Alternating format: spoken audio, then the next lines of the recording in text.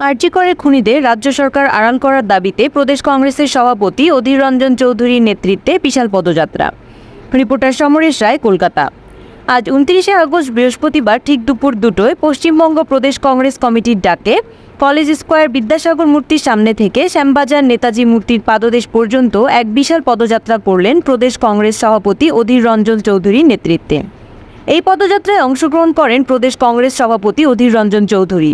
উপস্থিত ছিলেন প্রদীপ ভট্টাচার্য, আশুতোষ চ্যাটার্জি, সৌরভ প্রসাদ সহ অন্যান্যরা। আরজিকরে একজন জুনিয়র মহিলা ডাক্তারকে যেভাবে ধর্ষণ করে খুন করা হয়েছে, যিনি মানুষের সেবা করেন, এমনকি ডিউটিরত অবস্থায় যাকে মর্মান্তিকভাবে খুন করে ধামাচাপা দেওয়ার চেষ্টা করছে রাজ্য সরকার, আমরা তার তীব্র নিন্দা করি এবং তারই প্রতিবাদে মুখ্যমন্ত্রীর পদত্যাগের দাবিতে, সঠিক তদন্ত ও দ্রুত বিচারের দাবিতে আজকের এই পথসভা। অবিলম্বে দোষীদের সঠিক তদন্ত করে শাস্তি দেয়া হোক।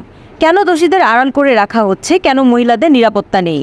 একজন মাননীয় মুখ্যমন্ত্রী, যিনি একদিকে পুলিশ মন্ত্রী, তিনি কিসের জন্য বিচার চাইছেন, অথচ তিনি একটি মেয়েকে বেচাকেনা করছেন 10 লক্ষ টাকার বিনিময়ে?